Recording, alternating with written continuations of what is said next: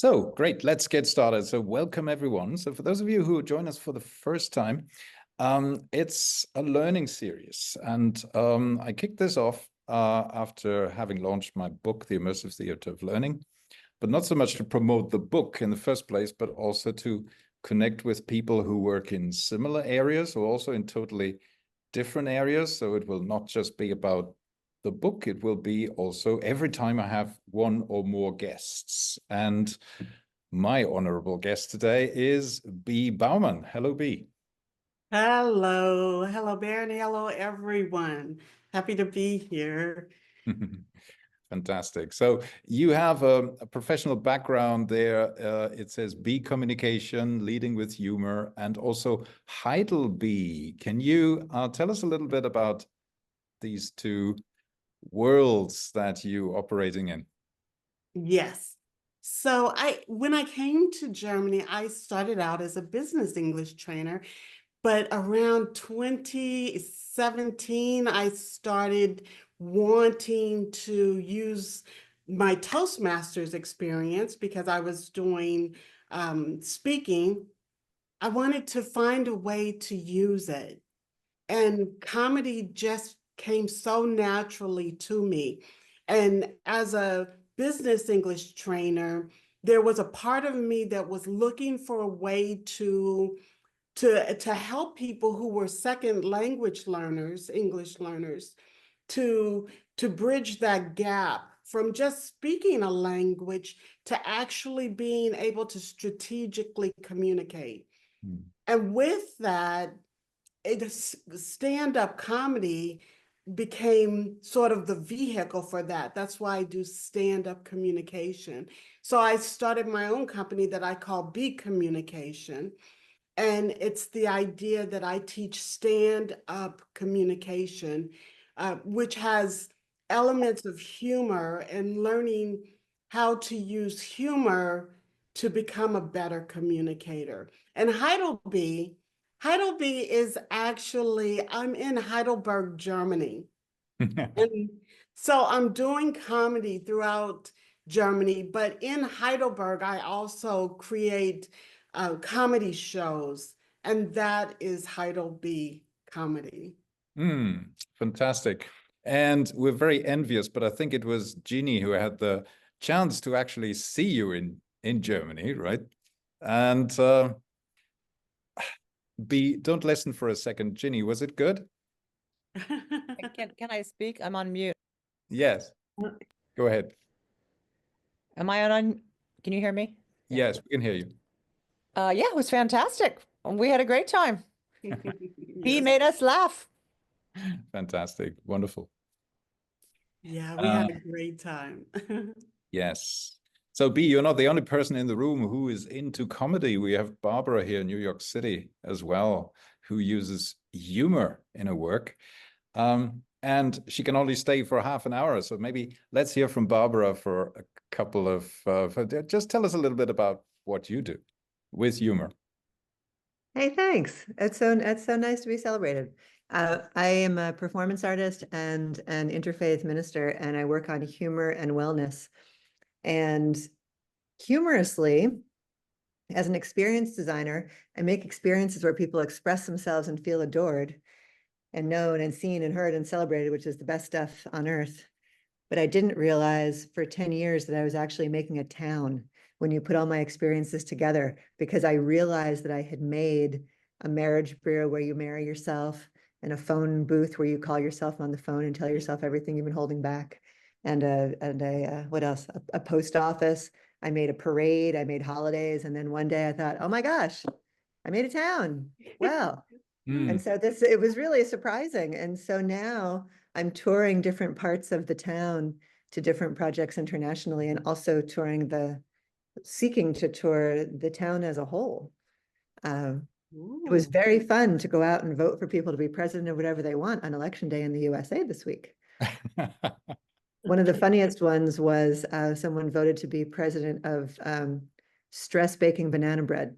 I thought that was the funniest one that came out. But then somebody else was the president of arts funding, and somebody else was, what else have we had recently? The president of success, the president of the president of also the president of pizza was a 6-year-old boy who said that he wanted to every day in his presidency he was going to put a different thing on the top of the pizza, and on day one he was going to put the Empire State Building. And I thought, I vote for you, for sure. We need that. Amazing. So what I'm really doing, I'm actually a very serious artist, and what I'm really doing is using humor as a strategy, because if I make these projects for other people to declare their personalities and who they are, if I make it funny, people just start participating. But if I made it serious, people would wonder and hold back and think. And so humor is the fastest connector of the human spirit that I know. And that's what I work on. And that's why I'm happy to be here. Exactly.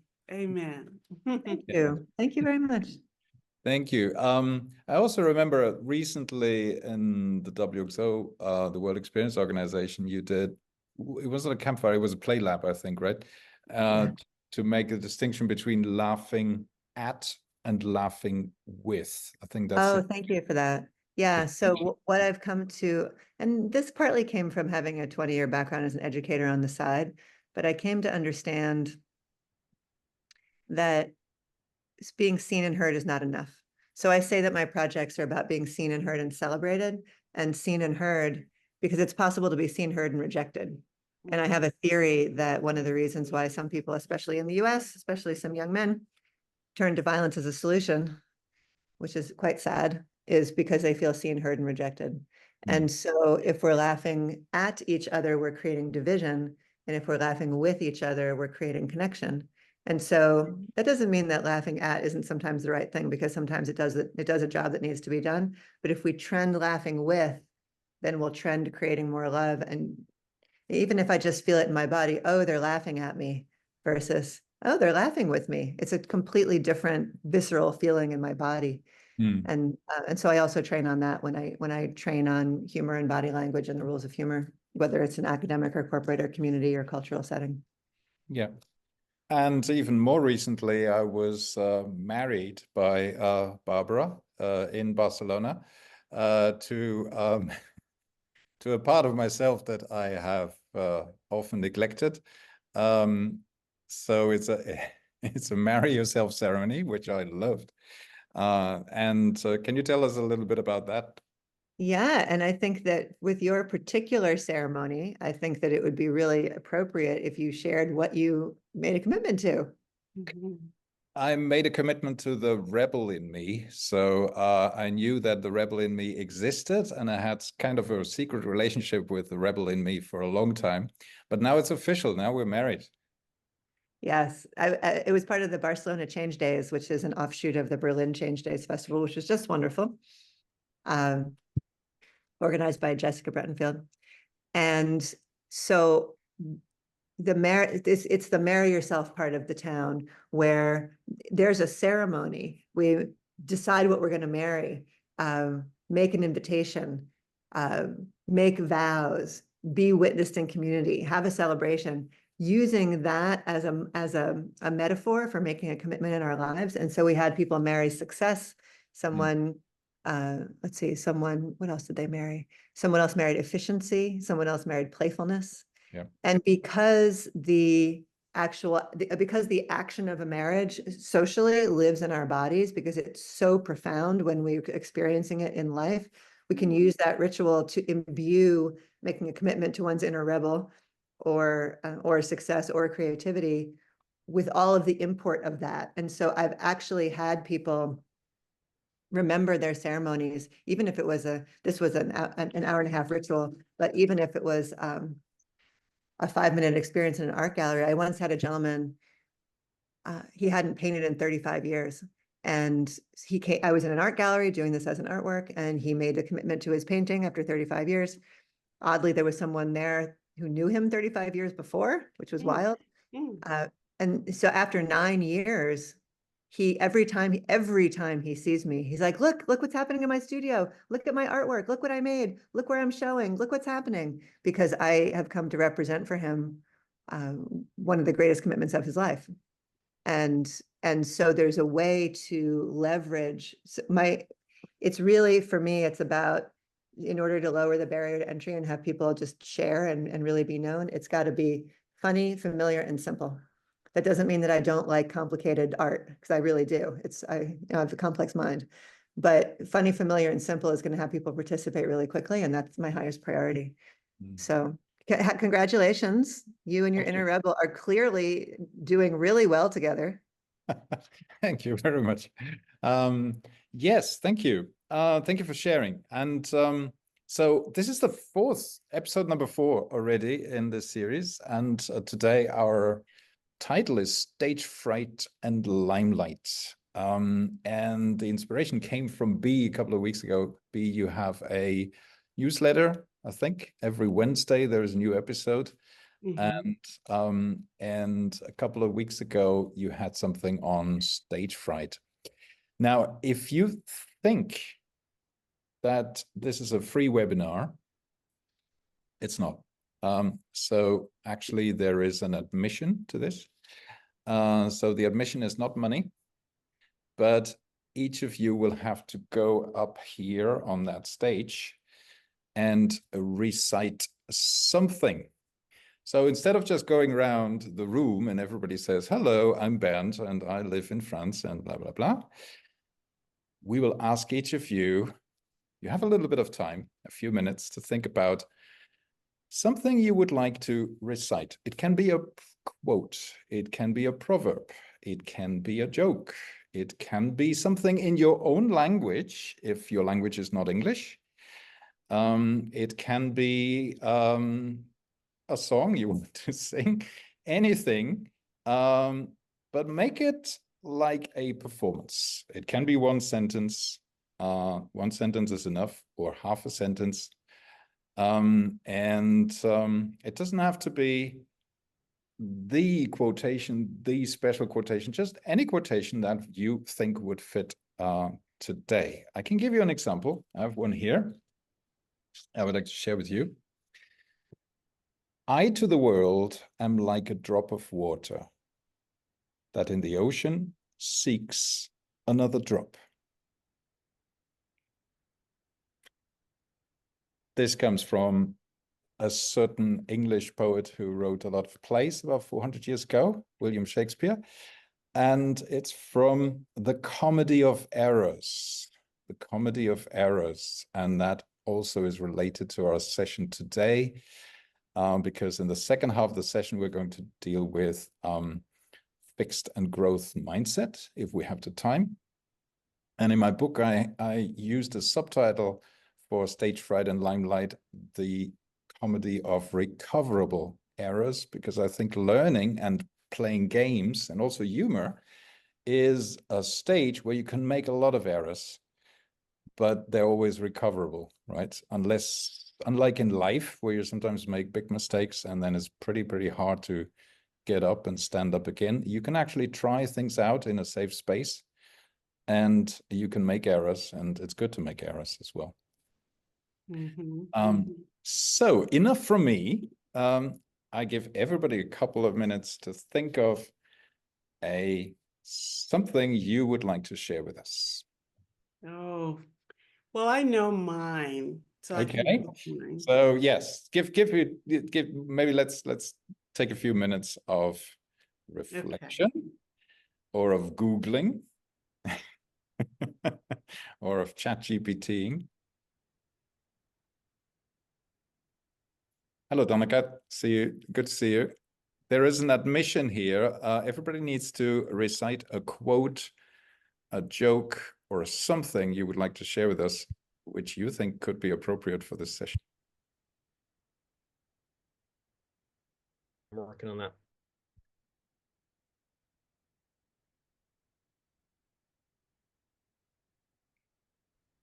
This is normally the moment where 25% of the participants suddenly leave because they have a phone call or an appointment, but nobody's leaving. This is wonderful. Yes, because they know it's not that deep.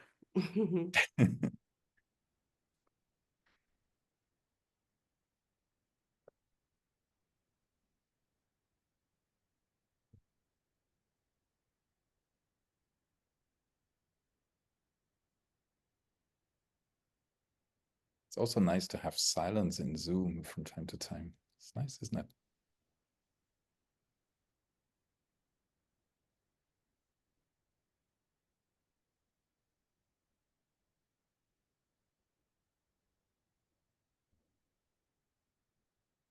And whenever you're ready, just smile. Everyone. Okay, we have a few smiles here.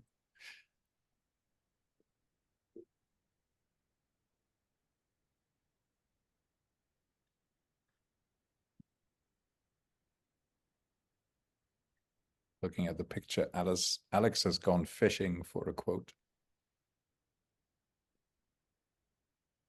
I pulled up a poem, Good. can share. Kick it off, Caroline. I read a poem a day, and I'm using this book, The Poetry of Presence, 2.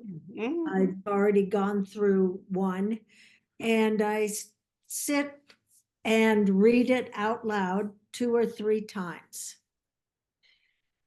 And this one was just so funny, but just so wonderful. So if I could read the whole thing, I think it'll go pretty fast. It's what you missed that day you were absent from 4th grade. And it's by Brad Aaron Maudlin. Mrs. Nelson explained how to stand still and listen to the wind, how to find meaning in pumping gas, how peeling potatoes can be a form of prayer. She took questions on how not to feel lost in the dark. After lunch, she distributed worksheets that covered ways to remember your grandfather's voice. Then the class discussed falling asleep without feeling you had forgotten to do something else, something important, and how to believe the house you wake in is your house. This prompted Mrs. Nelson to draw a chalkboard diagram detailing how to chant the Psalms during cigarette break and how not to squirm for sound when your own thoughts are all you hear, that you have enough. The English lesson was that I am is a complete sentence. And just before the afternoon bell, she made the math equation look easy. The one that proves that hundreds of questions and feeling cold and all those nights spent looking for whatever it was you lost and one person add up to something. So. Thank you, Caroline. Thank you. Very nice. You can give the microphone to somebody else in the room. Oh, okay. I'll do somebody I don't know, which is Alexandra. Are you ready? Yes, I do. I have a nice quote bank in my Notion space. I just was looking through some ideas, and one I found, probably it's not correct, my translation from the French, but still, people are divided into categories. Ones believe in unbelievable, others do impossible. So we are here to do impossible. Oscar Wilde. Fantastic. Thank you. And you can give the microphone to somebody else, Alexandra. Okay, I don't know, Joanna. Maybe Joanna can take a word. Well, hello, good evening, good night, good morning, I don't know. As a huge fan of improv theater, I usually like to take some phrases about improv. And this one just catched my mind because it really means a lot to me.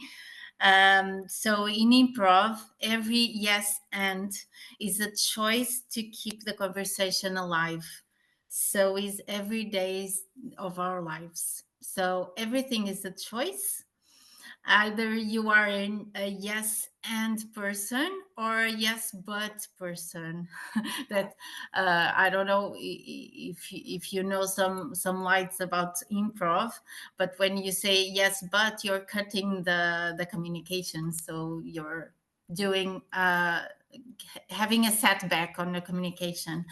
And I'm surely a yes and person, and everything is possible.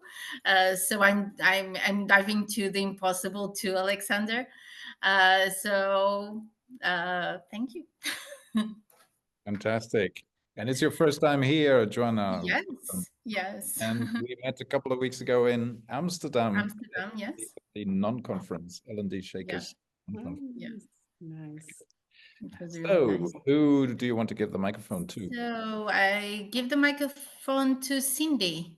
Cindy Eckhoff. I had to decide between Maya Angelou and Abraham Lincoln, and Abraham won.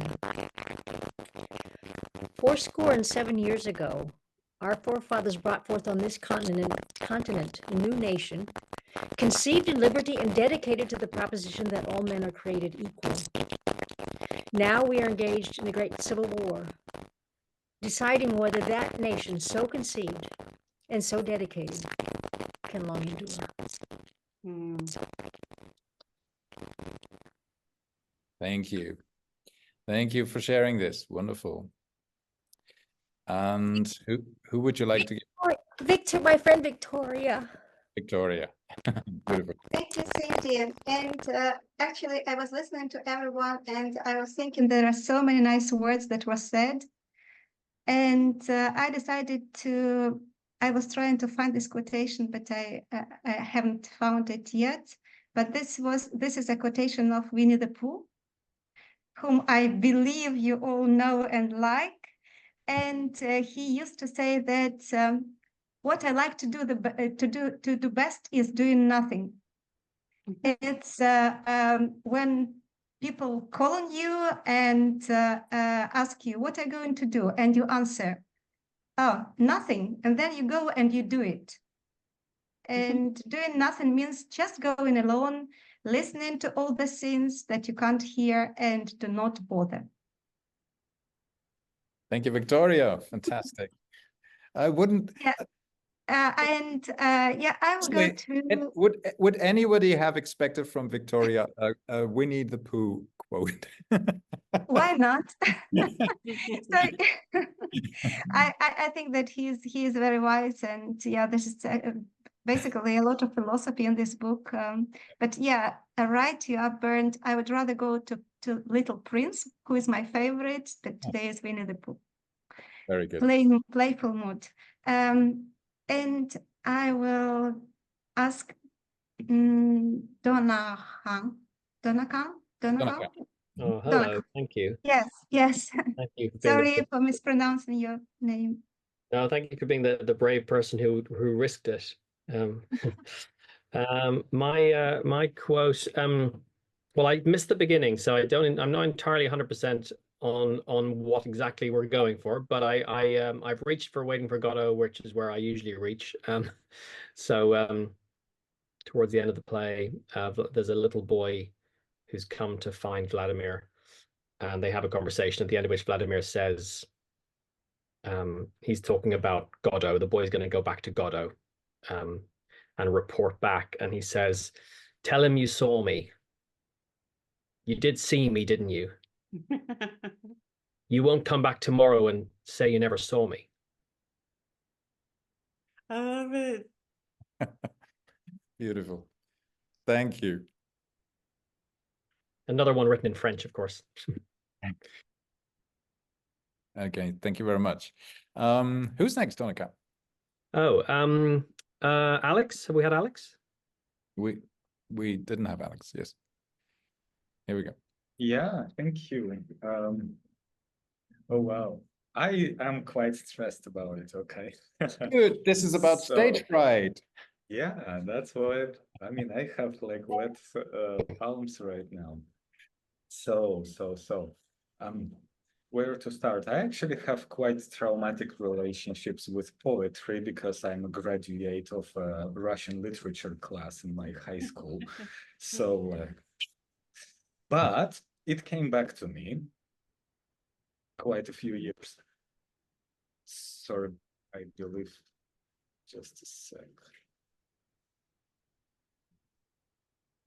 I believe that my wife just connected to the headphones through the Bluetooth, so I had to reconnect quickly everything. Sorry about it. We don't hear your wife. It's okay. Yeah, she doesn't hear you now as well, so I'm in my headphones.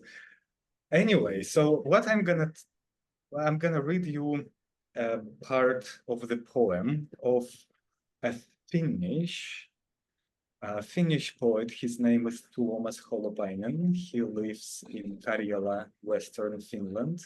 And he's a beautiful poet. He's an absolute beautiful musician. And guess what? He's a leader of a metal band. Ooh. And that's the most popular band in the entire Finland. The name of the band is Nightwish. Oh. And they released just recently a very amazing album, and I'm just gonna read you a few lines from it. They make me cry every time I listen to them. If I'm gonna cry now, don't be surprised. That's because I read it. And something like that. So let's go. I am the secret string, moss beneath your feet. I am you who climbed off of my back not long ago. A sheltered song in a world now gone, at her core and timeless.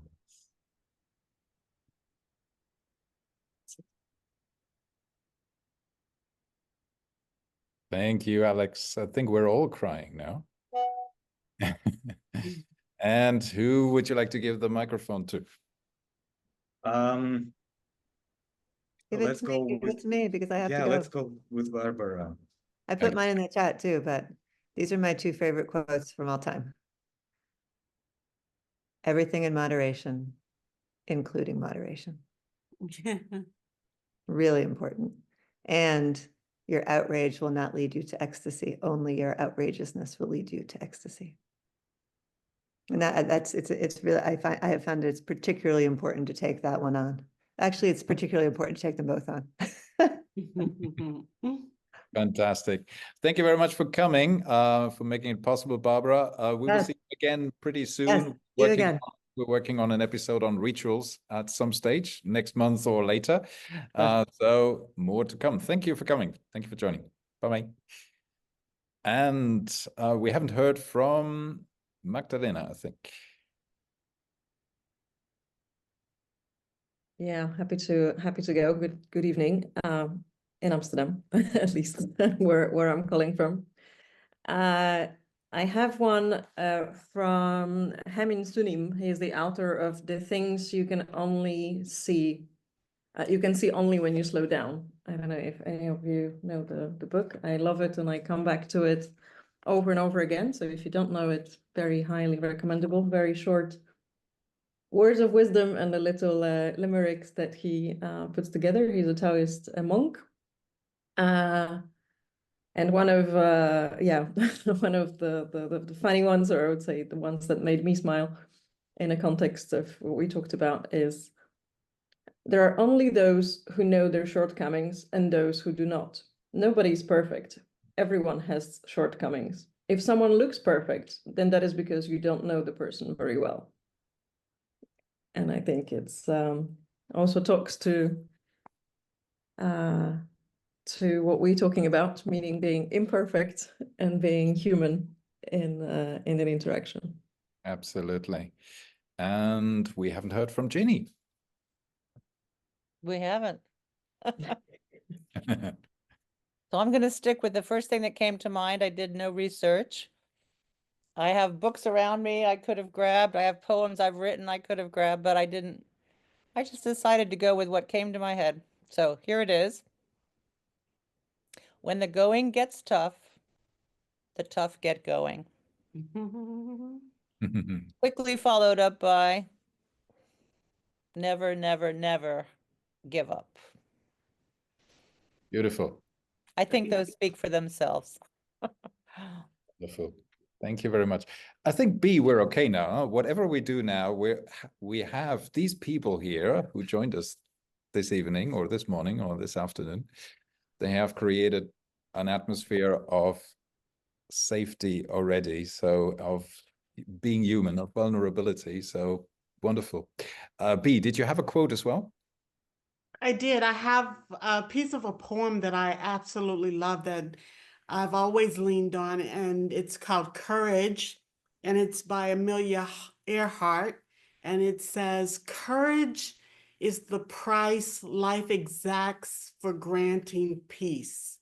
The soul that knows it not knows no release from tiny things or places where you can see wings."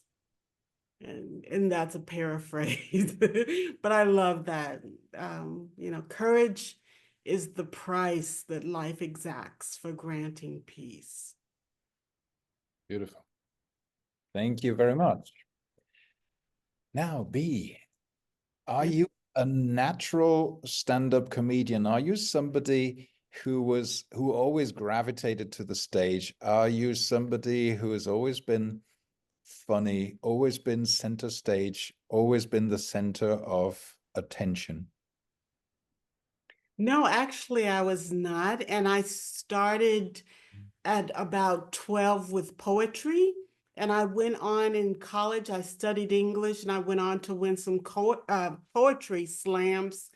And I would literally sit on the floor on the stage with my hand over my head, reciting my poetry because I was so full of dread of the stage. But it's that feeling that I have something to say, that like I want to say something, I want to express something. So that is what has led me to the stage. And as I said, comedy has been sort of the thing that has made me more confident on stage because of this feeling of imperfection, of the power of imperfection. Mm-hmm.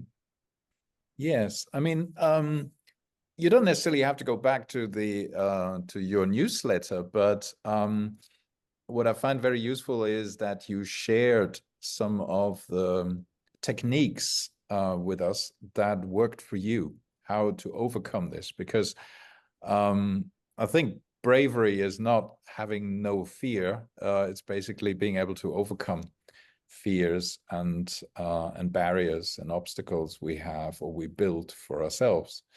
How did you deal with stage fright? So how do you manage, or still today, how do you manage to be up there and be funny? Well, it's because comedy builds communication skills. Comedy builds confidence, it builds bravery, self-awareness, agility.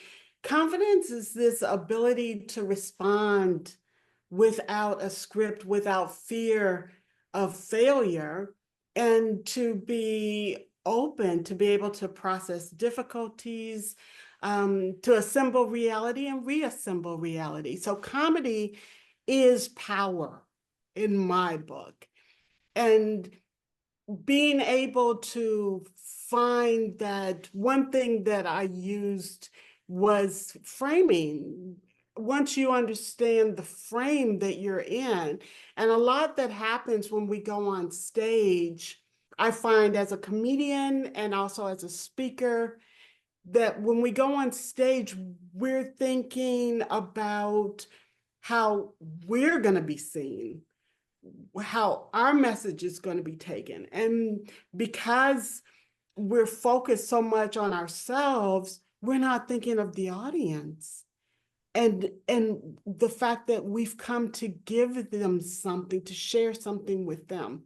So that was something that I learned, was to reframe what was happening so that it was not about me. It's not about the speaker, it's about the message. And I think that's very important. Good, beautiful. So yeah, also it's about not taking yourself too seriously. Exactly.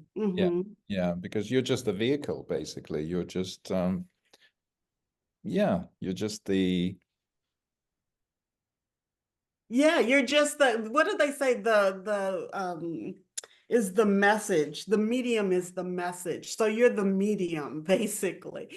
And I've taken since then, since 2015, I've taken a couple of comedy, not comedy courses. Of course, I've taken comedy courses, but I've also taken clown courses. And I find even in clown courses, you learn that there's a game you play where you learn that you cannot win. Like and that is the humility of the clown. It's the fun of the game. And you cannot win. You're just there to enjoy the game. And so for me, learning how to understand comedy and the tools of comedy can help you to express yourself better on stage, because it can help sort of unravel some of these perfectionist tendencies. Like, oh, it has to be perfect. No, you don't have to be perfect. All you have to do is bring yourself and your message. And if you stand in your power, and your power is being yourself. So if you stand in your power and you share your message, that's charisma. That's all that is. Nice, beautiful.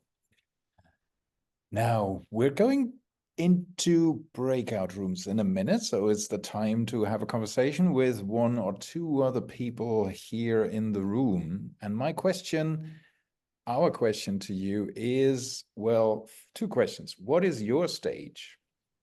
You may not be a stand-up comedian, but what is your stage in life? What is your stage? Is it a travel experience you're designing and leading and organizing? Is it the theater? Is it learning experiences or classes, or is it any other kind of work you do? What's your stage? And how do you deal with moments when it's difficult, when it's hard to get up there, when you have, maybe you're about to do something for the first time? So how do you deal with stage fright? So what are your personal recipes? So maybe share this with the 2 or 3 people in the room. Let's take maybe 8 minutes for this, and then we come back and collect. Enjoy the conversations. Bee, shall I put you in the room as well? Sure, I'm happy. Okay, great.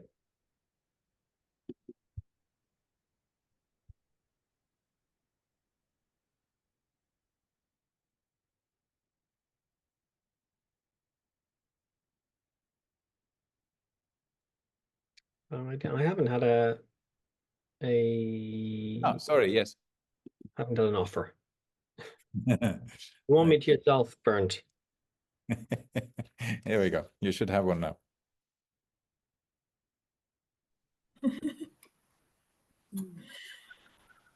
Wow. This was fast. That's nice. Okay.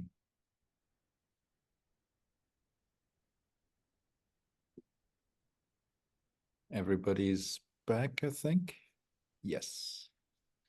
Okay, so now this can be your secret in your breakouts, but is there anything you discussed in your breakouts that you think the world should know? Any wonderful recipe that maybe not even you yourself, but somebody in your room shared that you think everybody should know about? I can start. I would like to share what Joanna has shared with us, because I love that. And also we were in a group with Bee, and she was, of course, wonderful as usual. So when Joanna said that she has been using games and humor and anything, any activity that connects us to our kids' nature. Yeah, am I right? So have I understood correctly, Joanna? Yes, which means that when you feel a kid in yourself, whatever you do or whatever you say, it's natural. And also we're speaking about the importance of the body language, because there was also mentioned a number of TED Talks, I would say, that says that if you, for example, take a certain postures, etc., of the confidence, then you feel better. Yeah. Have I forgotten anything, Joanna? Can you add? No, I think you done it really great. The poses are the Superwoman pose. I think it's the Superwoman pose that I use a lot before my trainings, and it helps me. It seems like magic, but it helps. Can you show us the Superwoman pose, please? So it's this one. Wonderful. It's from one of the TED Talks of Amy. I don't know the last name, but I can share. Amy Edmondson? Yes. Yes. No, Yes. Amy, And Amy Cuddy. Cuddy. Amy Cuddy. Yeah. Oh, Amy Cuddy. Okay. Yeah. I'd like to share something too that Donica said, which was the importance of both preparation and freedom. The more prepared you are, the freer you are. And I thought that was a really good point. He was talking about a class that he designed or a course that he designed for actors and a module. And that rung true with me, that preparation and freedom go together. Yeah. Yes. Have you ever had, I mean, many of us work in training or learning or in education, that's why you came, or as coaches. Have you ever had the experience that you've prepared something meticulously and then you suddenly start improvising, or you have to actually leave the script behind and do something else, right? But I think what you just said, what you just shared with us, maybe Donica, you can correct me if I'm wrong, but we also need that preparation to be able to say, okay, yeah, but there is also a better way, right? So if you don't have that preparation, it's probably harder to improvise. Is that right? Yeah, absolutely. Again, this is an acting module, so it's very particular, but I suppose it comes from the idea that a lot of people approaching acting have the idea that it's all about instinct, and instinct is, to quote Falstaff, a great matter. And it's very important and it's hugely important. However, the module in a way is about drawing people's attention to the function of the preparation, the function of the research and what that does. And I call it kind of that the instinct needs to be fed, you know. The instinct has to be fed and prepared, and it needs to be readied. And if it is readied, then you can be free. Your instinct can then lead, but your instinct is not leading kind of accidentally on its own through some kind of magic. It's leading because you've prepared it. You know, just like preparing the earth and just by like feeding a plant from these images you've got. Yeah. Wonderful. If we ever do this session again, I will change my quote and I will say the instinct needs to be readied by Donica. I love that. Thank you. Carolyn. Well, going back to being prepared and then not going off script, I think is a little too loose, but that way, if you were prepared and knew what you had intended, and then you shift and do something else,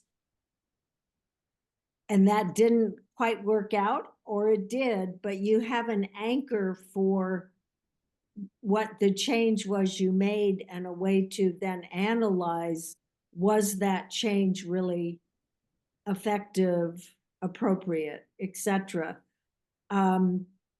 There's there's some models in the intercultural world that I had to start putting a note in my notes. Do not introduce, I'll throw it, indirect, direct communication, because we can get so intense about something, or, you know, that's the answer to everything, or, oh, that example, they need to know about direct, indirect communication. And the fact is, no, they don't. Mm-hmm. But there's can be such a instinct to, oh, but I have to present this. So I actually, in analyzing my off script, I had to discipline myself and say, don't. Yeah. Yes. Thank you, Victoria. Yes, just word. I'm listening now, and I'm thinking that it's important to get prepared with a kind of logic, yeah, of your presentation. And it's very important not to be prepared with your emotions, because the emotions will be produced during your speech, and you still need some logic. Yeah, they should be like partners, not enemies, right? Logic and emotion, they work hand in hand. And yeah, very good. Right. Now, you've been on stage already once. There will be a second moment of stage fright, I suppose, now. And it is a bit of a self-analysis. And I would like you to think of, well, basically just have a look. Can you see my slide? I think you can. So there are 10 statements here on the left and 10 statements on the right. For each coupling, can you decide if you in life rather tend towards the black box on the left or the green box on the right? And then give it a point, and then see how many points you have on the left and on the right. You don't have to share your result.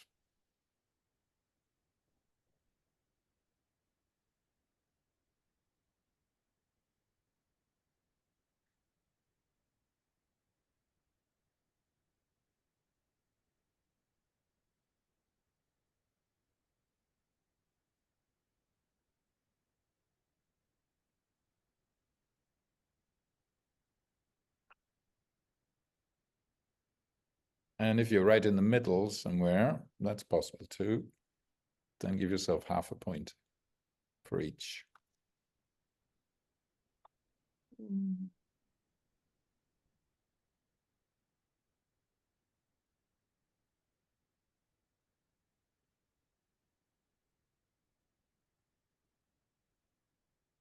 I agree with everything. Great. So Alex, you're fully green. No, I'm like fully black and green. I don't deny anything of them. You know, they're all present. That's beautiful. So how can you combine black and green? Well, I don't know. For example, I am very competitive and I'm mindful about it, right? But at the same time, I intentionally don't want to compete and I want to do a good job. And I do take criticism badly, especially if somebody gives me like, you know, criticism in a feedback form, for example, or something. But at the same time, I do learn from it and I'm just mindful that I have this response. Yeah, beautiful. Anybody who leans towards the green, who has most points in green? Okay, wonderful. Anybody who has most points in black? Nobody. Have you met people who have most points in black, who would have most points in black? Most certainly. This is loosely based on Carol Dweck's work on mindset. And Carol Dweck calls it the fixed mindset versus the growth mindset. And it's not a yes and no. So like Alex, right? We're a little bit everywhere, right? So we have On some days we're pretty cool and we can say, yeah, I can take a challenge. And on other days we think, oh my God, I hope everything's going to be well today, because if I get triggered, I don't know what's going to happen. And so we navigate between these two, but basically if we move towards the growth mindset, basically we can learn more or less anything we want. Now, I would like you to share in the chat, maybe a secret. Could you share in the chat one thing that you definitely have a fixed mindset about?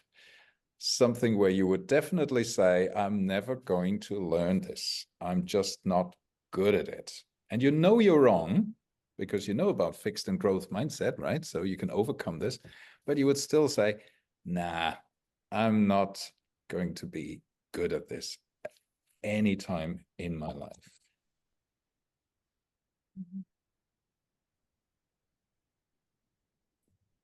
Oh, that's funny. Bee and I put swimming in almost at the same time. Wow. I thought I was the only one in the room who wouldn't like swimming. Ballerina.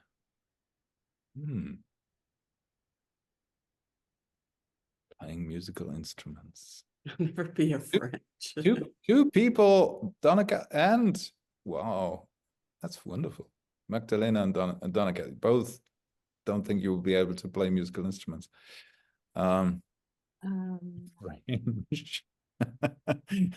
Well, I can share that too. Swimming teacher. Okay, that's Me. all right. So we come to see you, B and I, at some stage. Do you live anywhere near water, Caroline?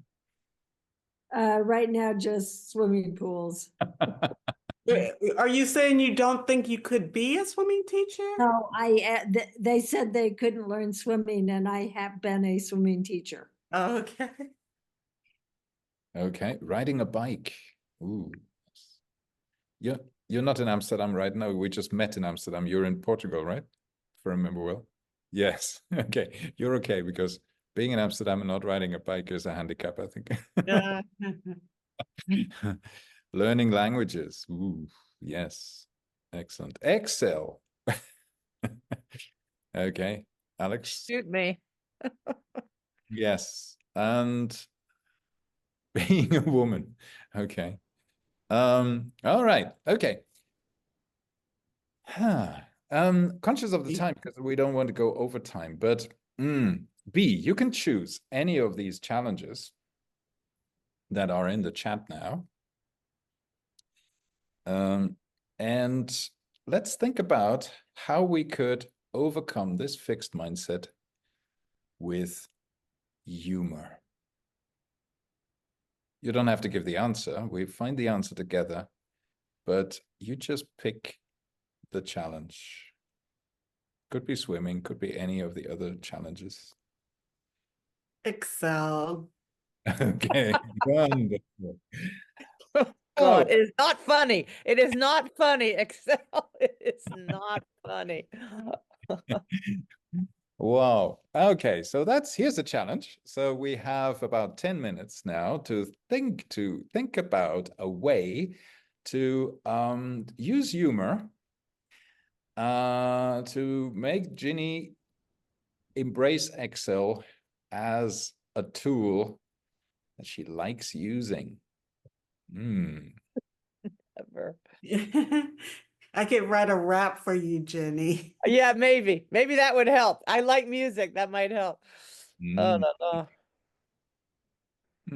Any ideas, anyone?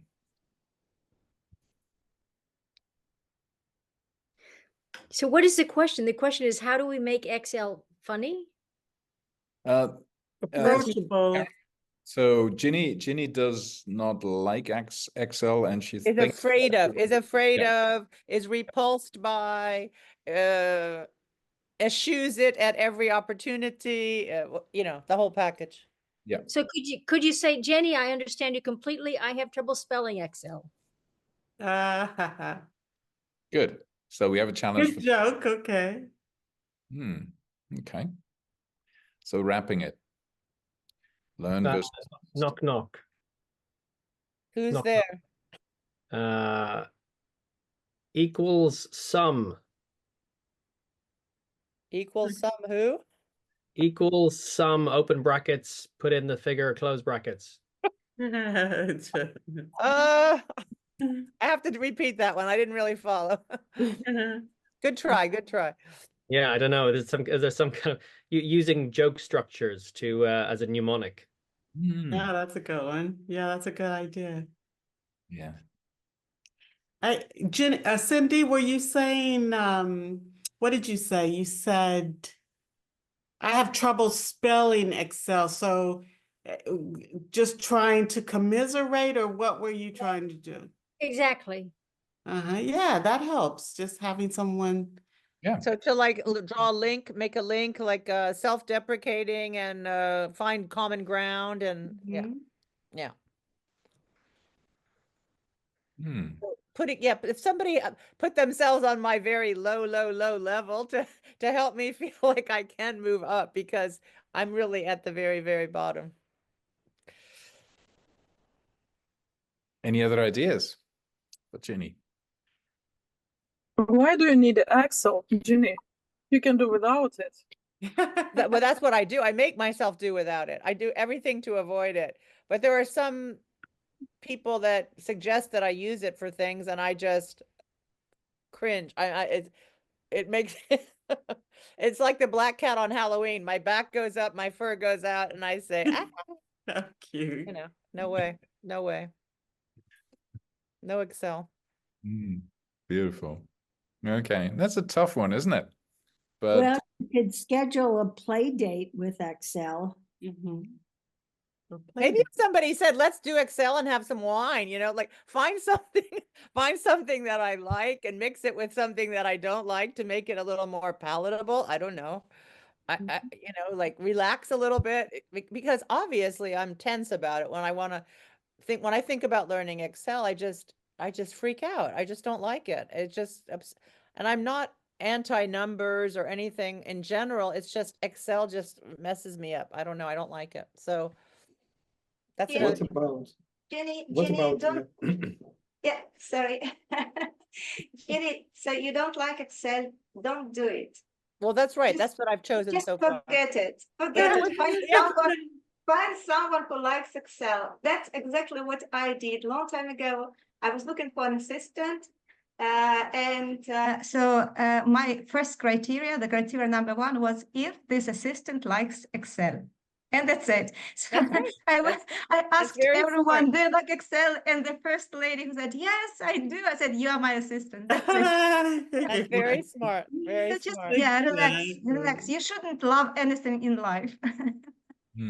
Yeah, that's one way. That's one way. I know somebody, I can give you the number, Ginny. I know somebody who does gamified workshops on Excel. So actually he creates escape games on Excel. And so all the cues are on Excel. And so you have to basically figure out certain operations on Excel basically to, I don't know how advanced the level is, but he does that for students. I think that's for people who have passed 101, Excel 101. Maybe, but I can find out. Yes. Yeah, wonderful. Okay, let's take on maybe another challenge here. Learning languages. So we have several people here in the room who said learning languages. No, it's only Donica. Learning languages. How can this be? And I think some of us here in the room are language or have been language teachers. So how can this be dealt with? And how have you dealt with your learners who think, well, I never learn English?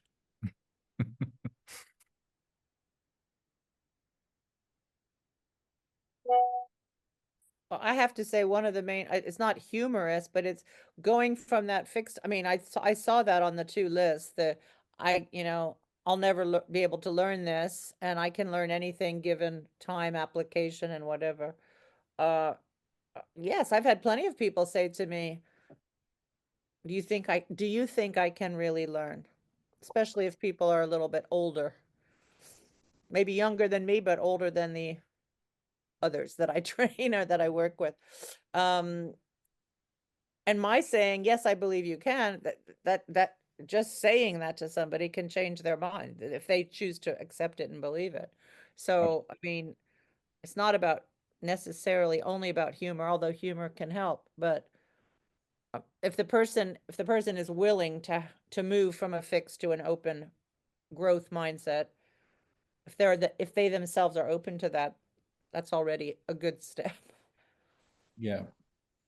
I think one of the things about growth mindsets is also the kind of environment we learn things in. And a lot of people walk around with traumas from school or other places where you had to learn things. And very often people perform in order not to mess up. So I don't know if anybody had piano lessons when you were 10 or something. And yes, was that a good experience, Cindy, or a bad experience? Oh, I hated it. Yeah. Hated it. I was too busy chasing puppies and butterflies and kittens and to sit on a piano bench and play the piano. Give me a break. No. But later on in life, I learned how to play the piano, so I made up for it. Yeah. And then also, I think a lot of piano teachers, classic style piano teachers, old school piano teachers, they look for mistakes and they interrupt and they say, play that again. No, you can do better than this, and so on. Instead of praising, even for mistakes people make, or for maybe a beautiful expression in the music somebody used, or something positive, right? So we look for the negative rather than positive. Ginny, we had a conversation about this with friends a couple of weeks ago, when we realized that in France, actually, we don't really have a culture around us that is very much into complimenting people or giving positive feedback. So it's very often about negative feedback, unfortunately. And the best thing you can get from a teacher in a French school is il n'y a rien à dire. I can't criticize it. You know, there's nothing. I have nothing to say. Nothing to say about it. So it's as if you are in a theater and you perform, and all you can expect is that the audience won't boo. They won't clap, but if they won't boo, you go home happy. That's terrible, isn't it? That's terrible. That's a very negative culture.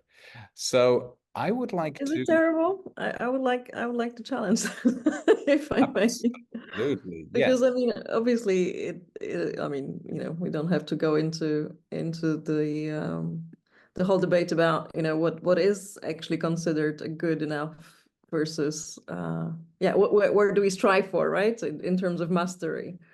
And I think it's a very Eurocentric, or maybe even Western centric, and maybe even Anglo-Saxon centric way of thinking about having to have the praise and having to do great and being kind of you know, positively reinforced.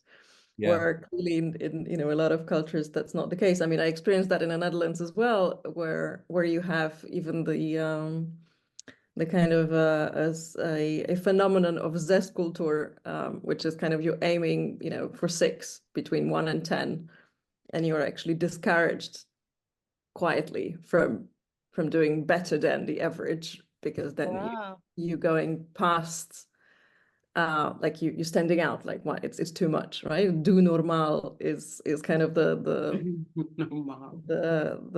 expectation, the social expectation of where you're supposed to land, right? And so it's all great, but and that's I guess where my but comes, is that it's contextual and cultural, and I think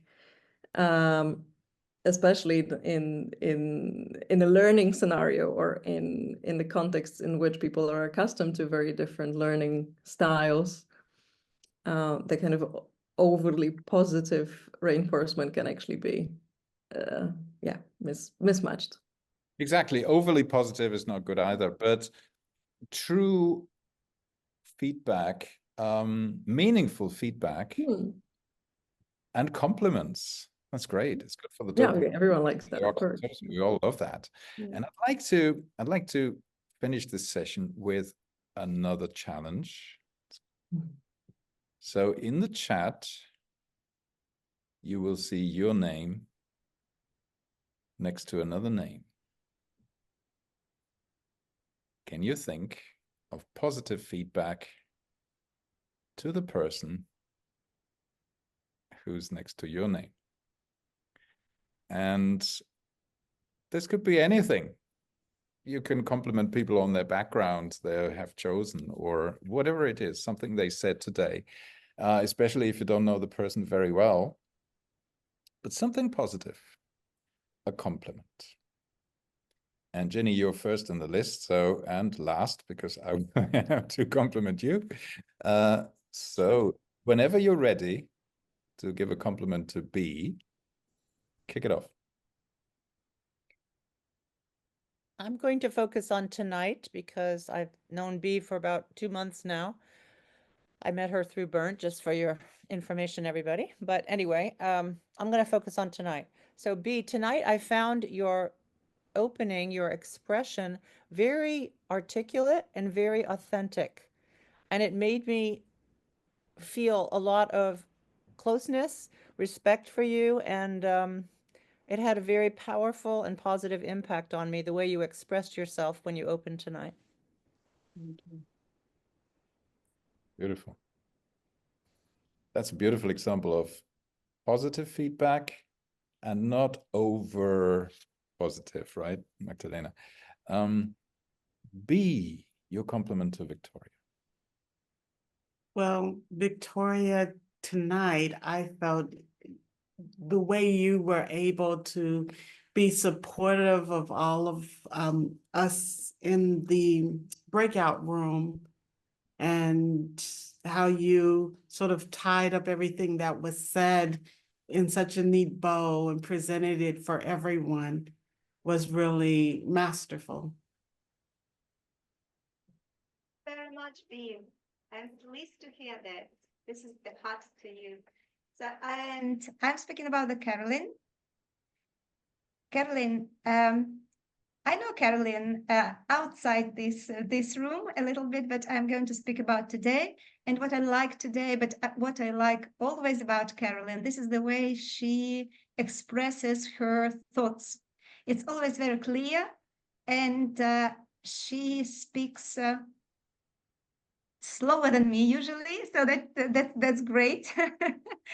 And she speaks with confidence, and she has always something nice to say and to share. So that's I really appreciate about her. She's always positive. So Carolyn, thank you for all your comments in this room and outside. Thank you, Victoria. So to Magdalena, and I know you from other places, but I couldn't even remember where. It starts getting confusing as to where we know each other.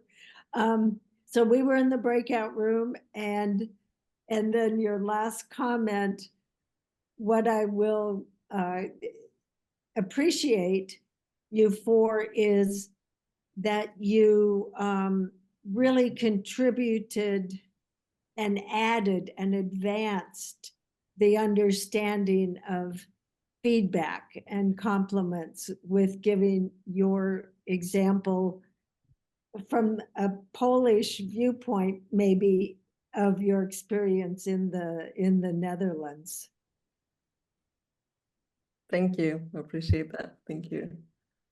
And yeah, I'm also racking my brain. Where have we met before? But I'm sure it's one of the theater forums on one way or another. At some point. Thank you. So I will talk to Alexandra, and I wanted to give a recognition to the quote she shared, or the statement she made when we were in a breakout room together with Colleen and her, talking about creativity and creativity being a muscle. it stuck with me. It's something that we can all develop. And I think it was a beautiful segue to actually what we did right after the breakout, which was talking about the growth mindset. So thank you for that statement. I'll take it with me. And I really, really appreciated the way you explained your transition from education to your, I would say, independent stage with building that muscle as your core focus. Thank you. Thank you, Magdalena. Yeah.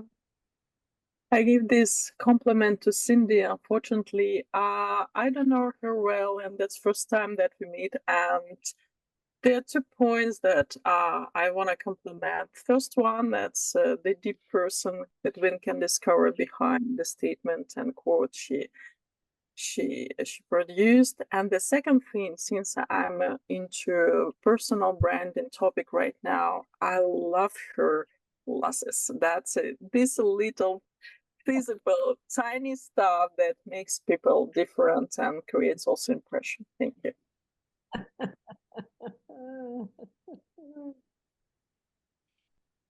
Thank you, Alexandra. That's wonderful. I would love to study acting with Donica. I think it would. We had the breakout room together, and the things that he talked about, how he helps his students, and it seems to me, Donica, that you work with potential and opportunity and possibility, and helping people to discover that within themselves.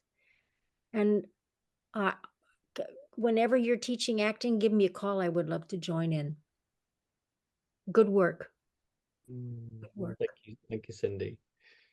I during COVID, I did have a lovely online space which had an international reach, but I haven't gone back to that in the new era. But maybe I should. Let me know. I will. Joanna, I would like to pay tribute to the enthusiasm that was abundantly apparent when you spoke about improvisation.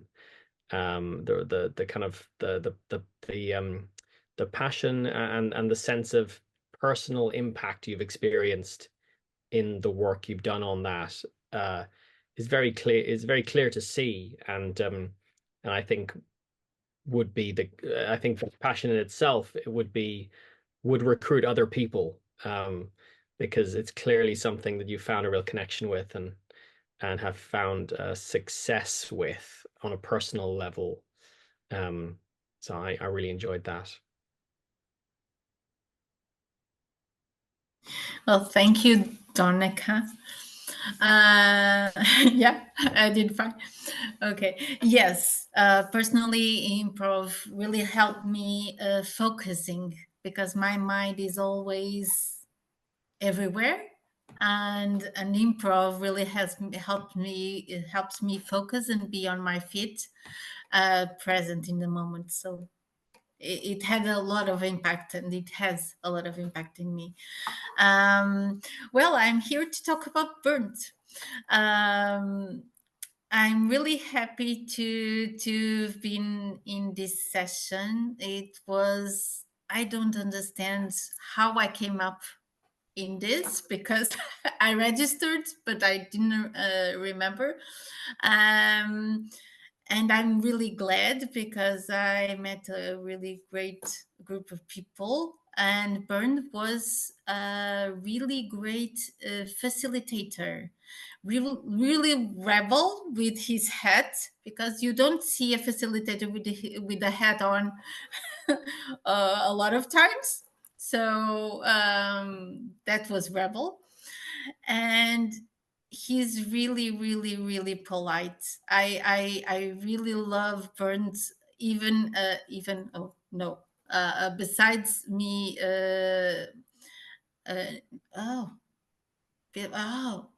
today I'm liking the word, sorry, my head is just popping. I just like his manner and his polite manner, and I really learned some interesting stuff in this session. And thank you, Bernd. Sorry for my head is outside already. Sorry. Thank you, Joanna. I would like to congratulate Ginny on her spontaneity.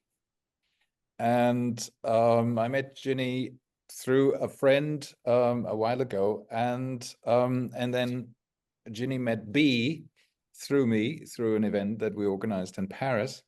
And then a few weeks later, Ginny goes to Germany to see Bee on stage, right? So I love that spontaneity, and you're also bringing it into this session, so that's wonderful. So thank you for that.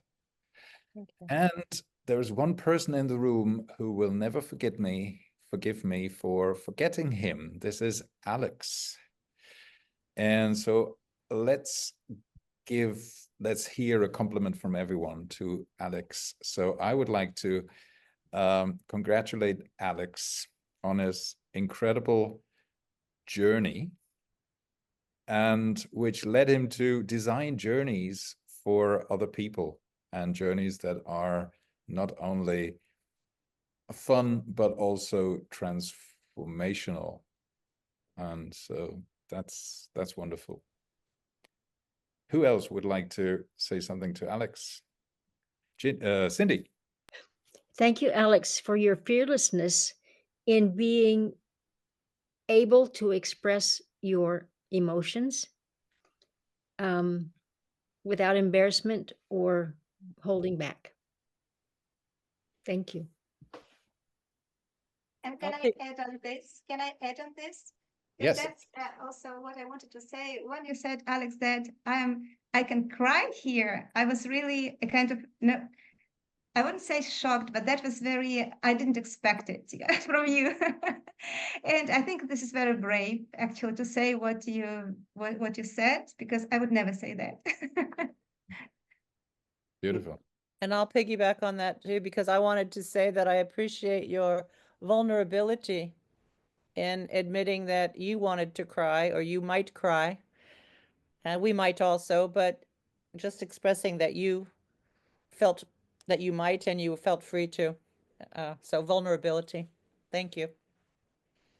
Beautiful. I will throw in a compliment here that Alex, I enjoyed Alex owning all of both lists, and I had a strong empathy with that reality that as much as you might like to be something on the green list and aspire to that, and so activate that often, maybe even if you're successful at actually achieving that, sometimes the thing on the blacklist is probably also true often, and that's part of the journey and the attempt to be, to be a better person, which is always part of the project. Yeah, and that's always something we're in transit in relation to, and probably existing on both sides at the same time in some kind of balancing act of changes. That was nice. That was a nice point. And I, well, is everybody feeling good now? Are these positive chemicals going through your body right now? I wanted to say thank you to everyone. For me, it feels like I fell into the can of Nutella, and I'm swimming in Nutella now. So thank you very much for this experience. I suppose if we were in the physical room, we would all end up hugging one another now. But we're in Zoom. We're in Zoom. And I would like to compliment and thank everybody for being such a wonderful group of people. I had a text from Barbara who said how much she hated having to leave early. So thank you for making this a wonderful session. There will be another session in December. We haven't decided on the date yet, probably with Barbara on rituals. Thank you very much, Bee, for talking to us about stage fright. I'm sure we'll do another session on humor at some stage, right? Do you think so? I hope so. Yes, fantastic. Thank you very much, everyone. Have a wonderful day or wonderful evening wherever you are, and see you soon. Thanks, Bernd.